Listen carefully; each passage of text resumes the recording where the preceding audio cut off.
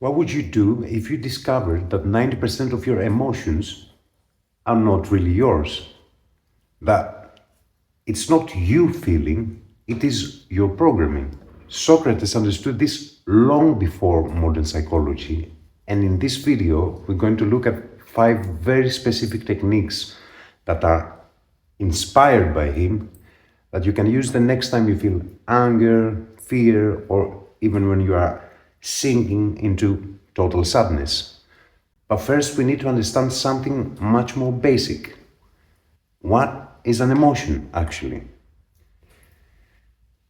The Greek word for emotion is synesthyma, and it comes from syn, which means together, and aisthanome, which is to perceive something, to feel something, to perceive together with other senses, together with other impressions, and often together with other people.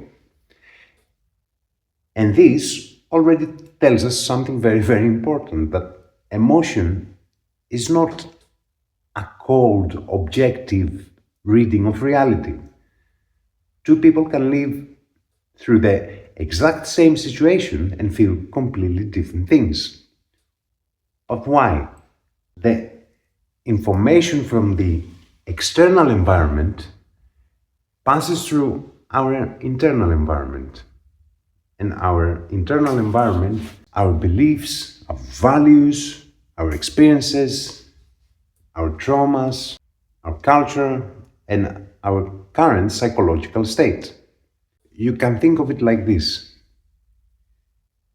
The external environment, the event, the situation, the information, or whatever, is the trigger. The internal environment, our character, our ideas, our wounds, our level of consciousness, is the shaper and the decoder. Inside us, emotions form something like a branching network. So from a few basic trunk emotions, more specialized and intense state grow out, exactly like branches. The soul's power, how each emotion has a higher and a lower form. In ancient Greek thought, aesthesis didn't mean just external sensation. It meant an inner perception. It's the meeting point between experience, mind, and ultimately the soul itself. So this already changes everything, because emotion is not something that just happens to you. It depends on how your soul perceives, how your soul understands the world. So a human being can live in 2 different states: as an active transmitter, consciously interacting with the environment, or as a passive receiver, mechanically reacting to whatever the world throws at them. In the first case, emotion becomes action. It's a collaboration between the stimulus and our conscious interpretation. In the second, it becomes a reaction. It's an automatic process that easily mutilates into passion, confusion, and even self-destruction.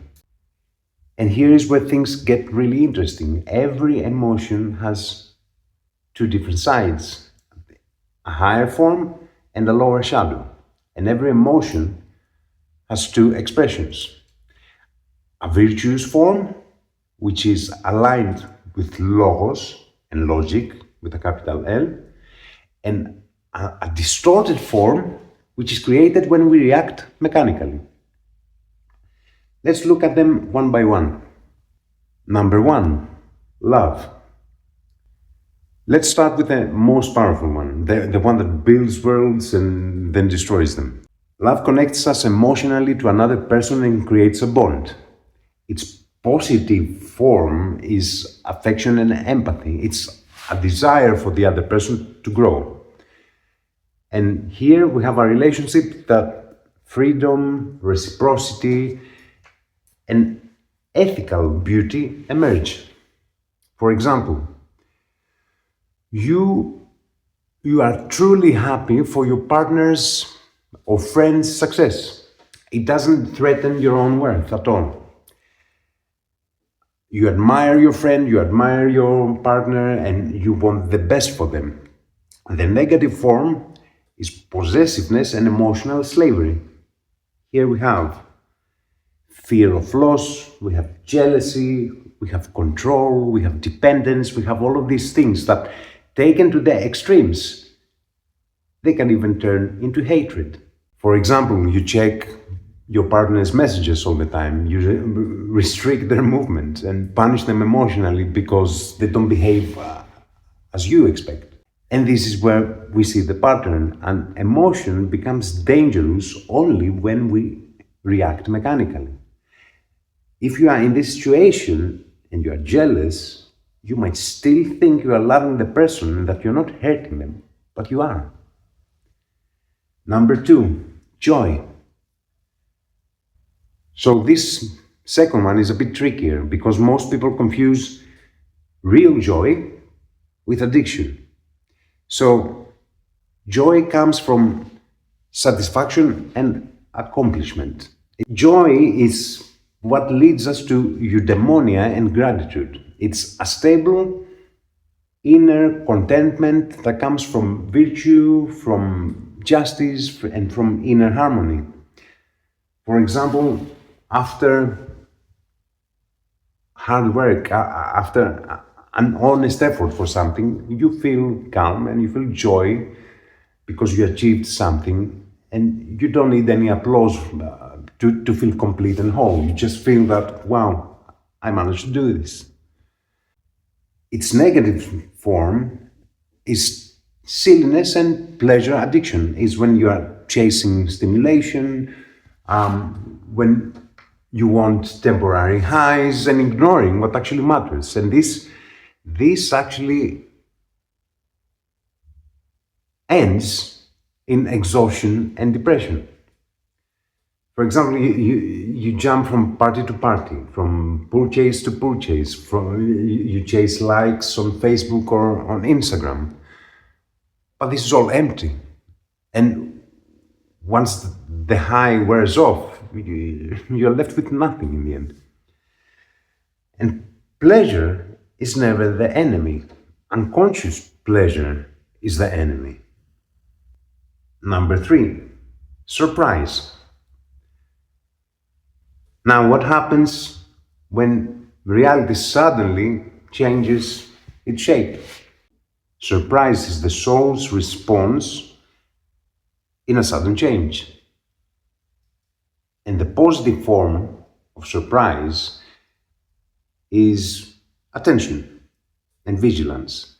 So, a quick mental awakening that leads to adaptability, clarity, and on the spot, confidence.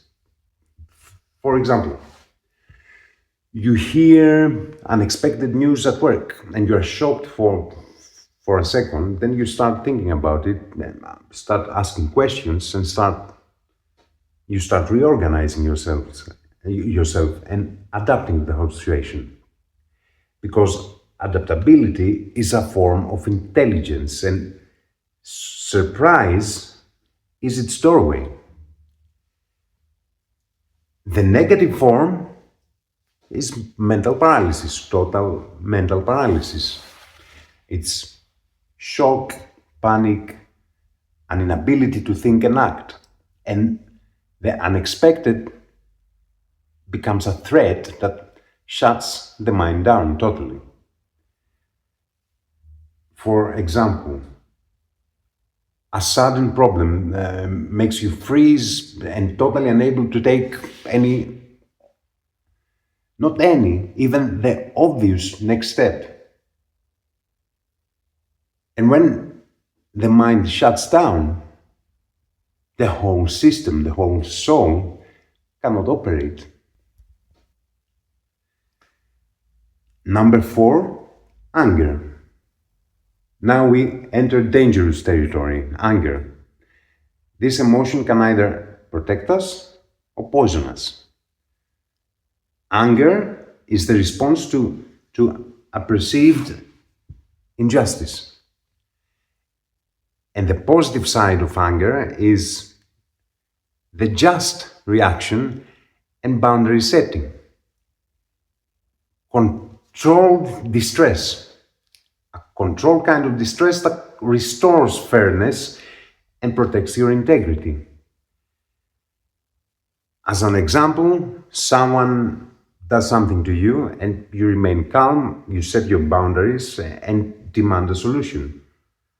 The negative form of anger is seeking vengeance or hatred. It's the blind rage and the desire to hurt someone. And this form of anger wounds your own soul first. For example, someone cuts you off in traffic and you spend the next hour or a couple of hours cursing and even fantasizing about revenge.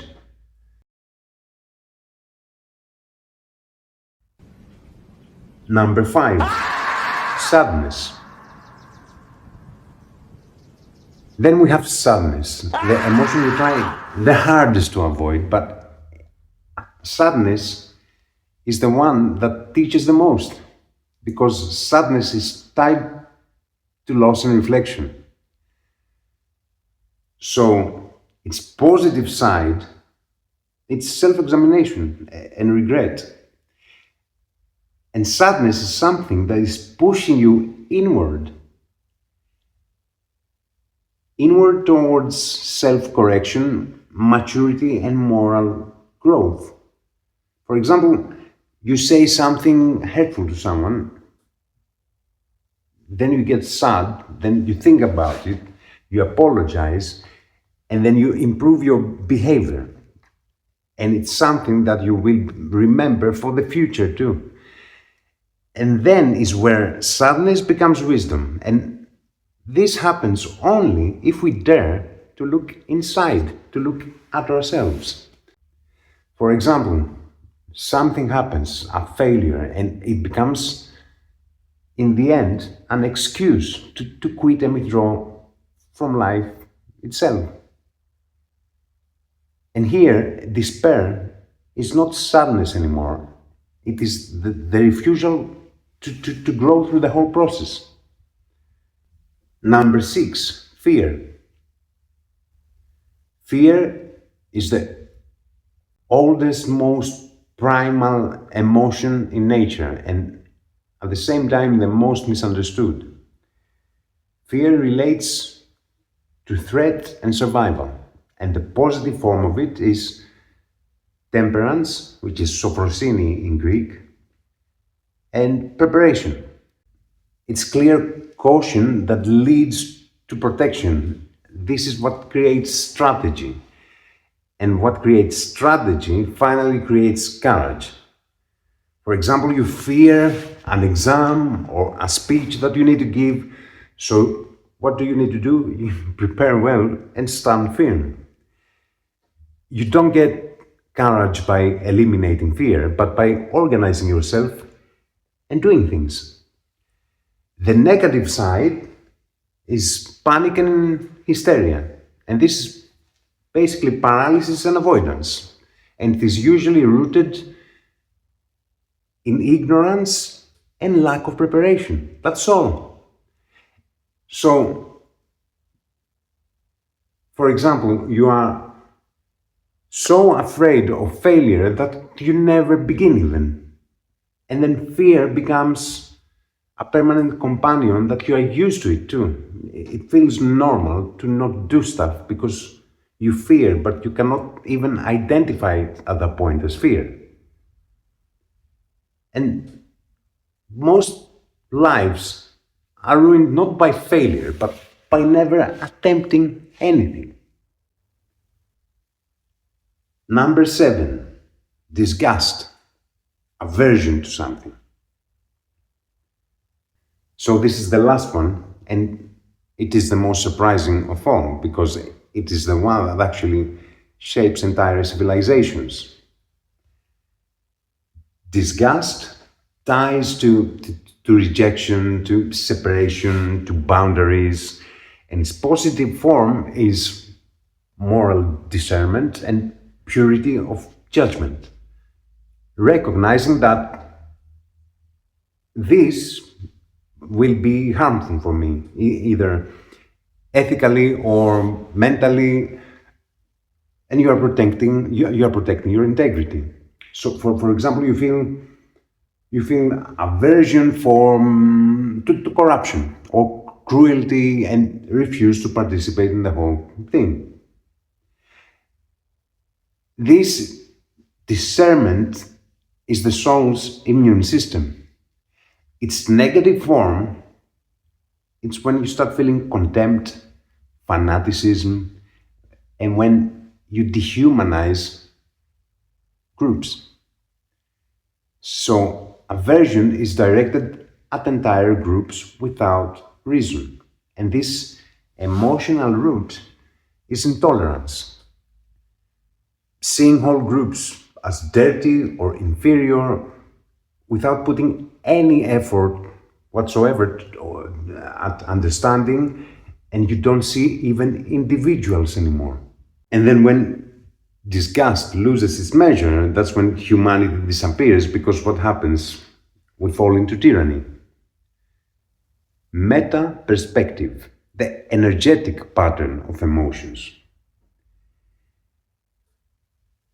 If now we take a step back and observe all emotions together after classifying them, a common pattern appears. And here is the pattern. Positive emotions preserve, transform, and strategically channel our psychic energy, and our negative emotions leak, scatter, or consume that same energy. And this is the key. Emotions don't just feel different, they move energy differently. In the first case, the soul stays cohesive. Its center remains stable, vibrant, cohesive, and capable of choice. And energy isn't wasted on anything, on any kind of noise. Energy then condenses. It condenses and becomes a creative act. It's a work, a virtue, a relationship, a path towards evolution. In the second case, the soul loses its measure, and energy then is diverted into irrational whirlpools. It's like cracks are forming inside us, and through those cracks, potential constantly escapes. It's like the drain of a bathtub that it is slowly emptying the water from the tub. And while we are thinking that we are feeling, what we are really doing is weakening. And this is where most people get trapped, confusing intensity with strength. Through seeing emotions in this way now, we stop categorizing them like being good emotions, bad emotions. They become forms of energy that can either be directed towards creation, freedom, and strength, or be totally lost in chaotic turbulence that destroys our inner life. So the difference is not in the emotion itself, but in the quality of its movement within us. And when energy is stored, the person builds. When energy leaks, the person is swept away by the very whirlpools that they create. And here is the ancient distinction between the just and the unjust. It's not in action, but in inner motion. As Nikola Tesla said, if you want to find the secrets of the universe, think in terms of energy, frequency, and vibration.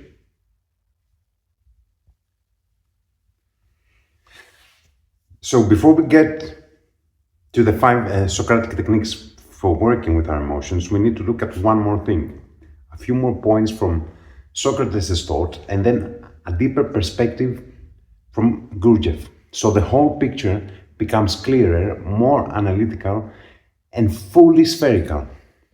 Because if you understand how Socrates and Gurdjieff understood the inner human, the 5 techniques will hit you in a totally different way. The unexamined life. Most people go through life without ever confronting this fundamental question: how should I live my life? They just follow rules, customs, social expectations almost mechanically, and as if their entire path was programmed before they even had the chance to wonder for themselves. And Socrates believed that ignoring this question, it isn't just sloppiness, it is dangerous. For Socrates, the only way to improve the quality of our life passes through one and only thing: examining ourselves, our choices, our motives, our inner movement. And without this, we simply reproduce the patterns of the world around us, never knowing whether they fit our own nature. But why do most people avoid this inquiry? Because it requires self-knowledge, and it requires the courage to turn our gaze inward and face our deepest motivations, the values that define us, and ultimately our very nature, to truly see ourselves in the mirror. And this is very difficult. Maybe it's the hardest thing a human being can do, and it's a life's work. And not everyone is ready to do this. At the same time, Socrates left no room for doubt about this. The unexamined life is not worth living. Self-examination is not a philosophical luxury. It's the first duty of anyone who wants to live authentically and not mechanically. And only when we know ourselves, we can care for ourselves, truly care for ourselves, and direct our lives with clarity. And without knowing thyself, Gnōthi Sautón, psychological health is literally impossible. And this is something that requires understanding of our own psychostructure, our own psychic structure, the way our psyche operates. If you don't disassemble a machine, how can you possibly repair it? And when we turn inward, we begin to discover this machine. We begin to discover our true nature. And what is the self? Is it our thoughts? Is it our emotions? Is it our desires? Is it our actions? Or is it something else? Maybe it is the awareness that observes all these things. And once we reach this point, once we can separate these layers, a new question appears. What is good and what is bad? And most people today operate with an unwritten belief system. Good is whatever boosts the ego, money, pleasure, image, success, and bad is whatever threatens that image. Failure, pain, loss, rejection, and even death. And this mindset creates the illusion of self-determination. The person thinks they know what they want, but their desires are inherited and never examined. And this is the sleep that Gurdjieff is talking about, living automatically under programs that are not even your own. Socrates would call this the confusion of what agathon is and beautiful, the good and what is good and what is beautiful. And the mind chases what it thinks it will make it happy, but it chases blindly. In modern psychological language, this means that a person organizes life around external reinforcers, rewards, approval, while ignoring the deeper needs of his soul, which is meaning, harmony, authenticity, and self-observation. And when these things are missing, no external success is enough. The person experiences the classic post-success collapse. They achieved what they wanted, and yet they feel empty. Socrates, like all Greek philosophers, proposes a completely different path. That true well-being comes from not what you have, but from who you have become. And the only way to become something higher is to know yourself, know the machine, beyond the roles, the habits, and all social expectations. And according to Socratic thought, the supreme good is not outside, it's inside. It's the quality of a person. It's consciousness, integrity, inner order, alignment between soul and action. And this is what Gurdjieff called the unity of being. Only someone with inner coherence can experience real joy regardless of circumstances. Because then poverty, rejection, even death are no longer evils but tests of character. They cannot touch essence. Socrates didn't see virtue as moralizing. Virtue was a technique of the soul and the ability to remain internally harmonious even when the whole world outside is collapsing. The 5 Socratic techniques for controlling your emotions. 1. The technique of seeking the definition. Socrates argued that destructive emotions like anger, envy, fear come from one source, ignorance of what is truly good, as we said, what is truly good and just. So whenever an intense emotion overwhelms you, you pause and ask, what exactly is this anger? Why am I defining this situation as unfair, offensive, or even terrifying? The moment you define an emotion, you are no longer in it. You are observing it. And the instant you look for a rational definition, you basically shift the center. From the emotional center to the intellectual center, the point of observation. And this shift immediately reduces intensity. Gurdjieff said it perfectly. If I can name something, I'm no longer possessed by it. To use this technique well, the questions must go even deeper. What else this anger can be? Is it just raw energy without direction? Anger is very often misunderstood raw force. What exactly is being threatened? My worth, my ego, my image. Anger always hides some kind of fear of vulnerability. We're talking about excessive anger.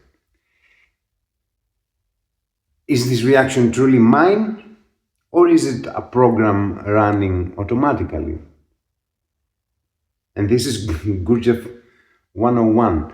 Most reactions are conditioned, not chosen.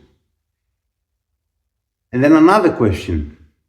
If I didn't hold this belief, would I still be angry?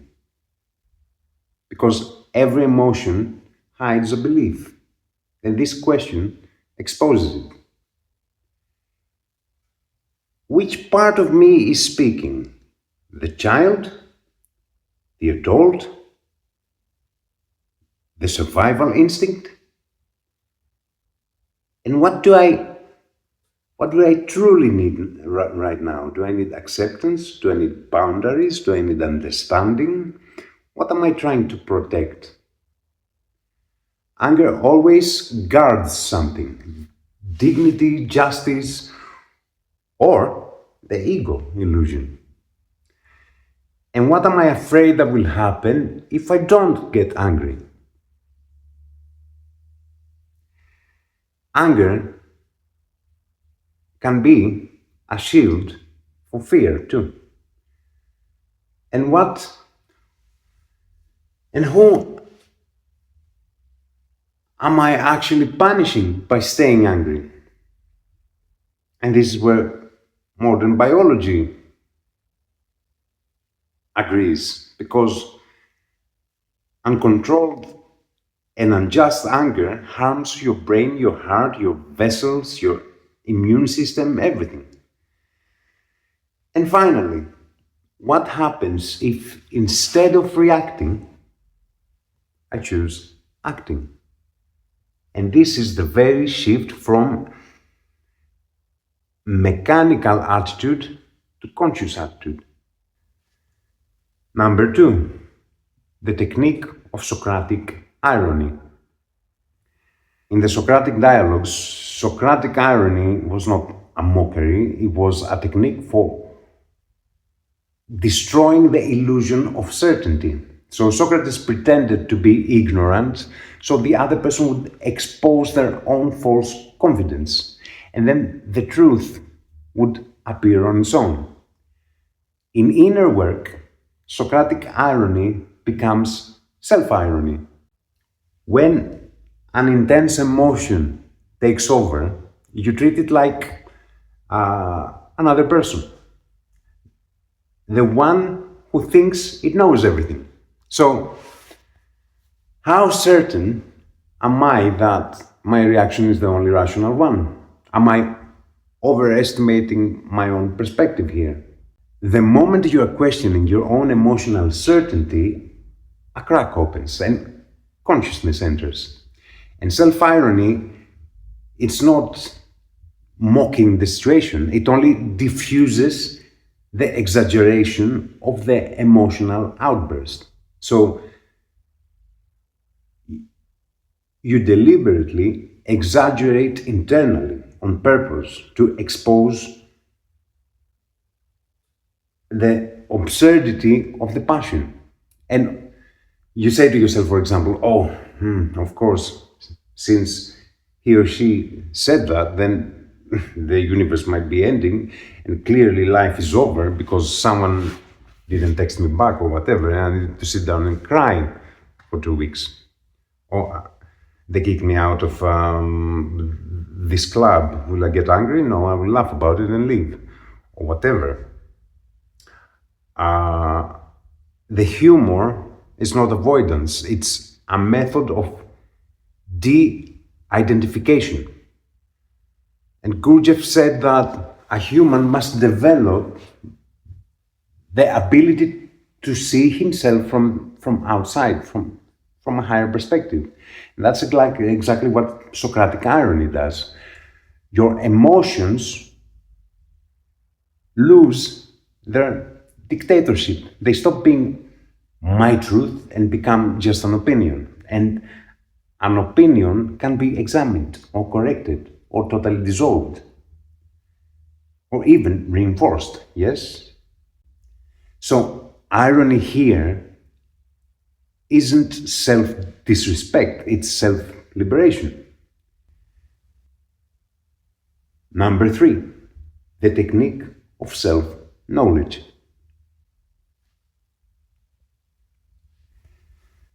Know thyself, Gnōthi Sautón, is not advice, it's the foundation of psychological survival.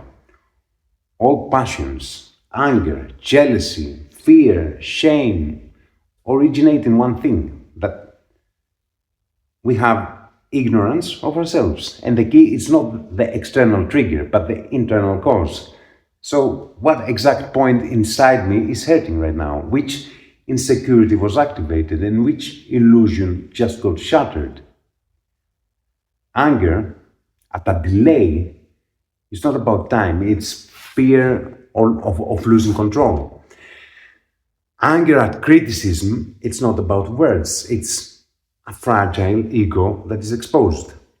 So emotional control doesn't come from suppression, it comes from anatomy. And we trace the emotion back to its root. And here we bring in one of the most beautiful Greek concepts, which is Athaumasia.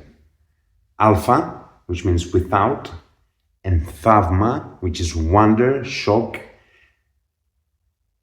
emotional agitation. It means not being thrown off balance by any events. It doesn't mean indifference, it doesn't mean numbness, but inner order.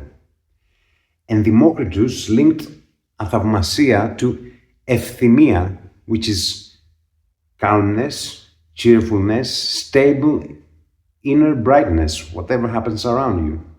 And when a person understands the necessity of things, they stop being shattered by every external shock. And what's the necessity? To know yourself. And then they no longer take everything personally. They no longer panic at their own reactions. Self-knowledge becomes seeing what troubles you, understanding why it troubles you, and knowing how to not be swept away by everything. Only someone who knows how the psyche operates can stand firm and not losing their axis no matter what, whatever happens around them. And this is the essence of technique number 3.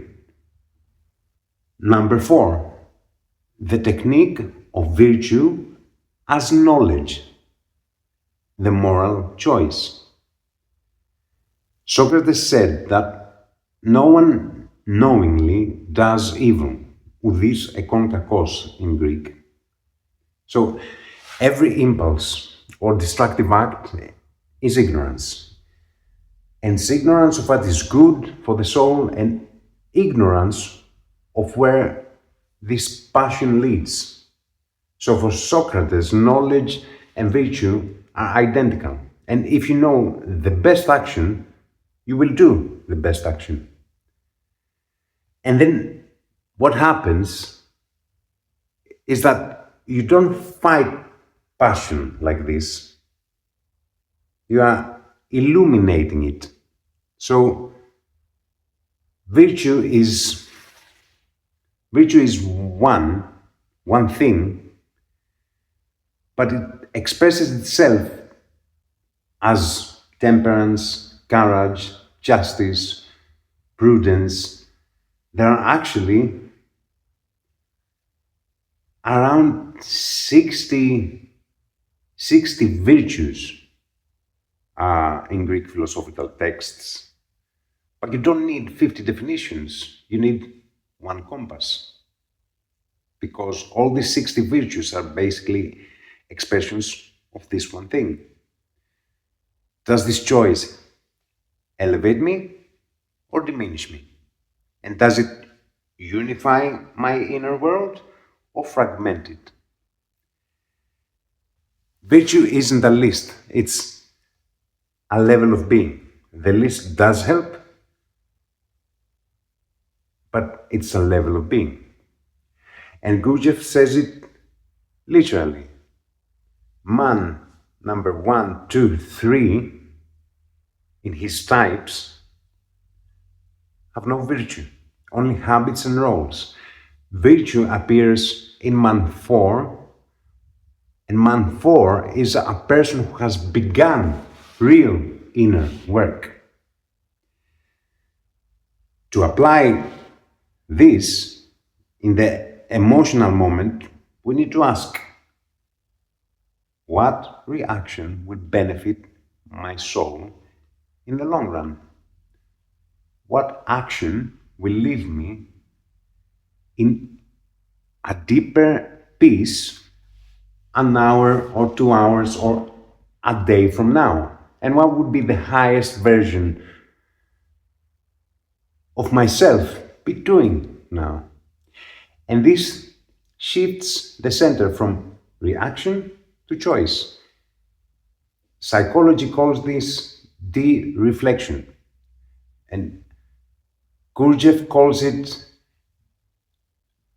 moving your energy to a higher center. And the knowledge of virtue creates virtue. And passion is something that exists only in darkness. Only the soul that sees the true, what is truly beautiful and truly good, which is the rational reaction to things, can start eliminating all of these things. Number 5, the technique of self-dialogue, the examination of life. The unexamined life is not worth living, and this is a method. And Socrates didn't mean harsh self-punishment. He meant that life gains value only when we observe it consciously. After every emotional storm, the real work begins. And this is the internal dialogue. Like a musician. He played a gig and then he goes back and it's like, okay, did I play this well? Or was I crap? I say this because I am a musician. And the thing is, don't let any of your mistakes pass without learning a lesson from your mistakes. Anything that happens, from your mistakes, from your achievements, from everything. We need to ask what exactly was my mistake in the way I understood things, in my perception, and what false belief created this reaction. And this starts revealing if there is a wound behind, if you had an illusion, if you had an expectation. And then we use the Socratic method, which is if I were the teacher and a student told me this thing, what would I advise them? So, I'm the teacher, I'm the student here. The self-dialogue we were talking about before. And suddenly you are no longer this passionate ego, you become the observer. And this is the moment where, in Gurdjieff's terms, man 4 is born.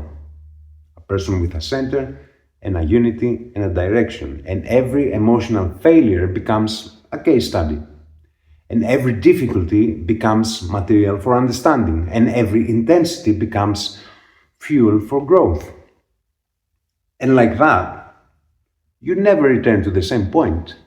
Your next reaction will be cleaner, calmer, and more conscious. And it's not because you suppressed the emotion, but because you managed to integrate it. So in Socratic practice, life becomes the school, and the self becomes the student, and reason becomes the teacher. Thank you very much. Bye.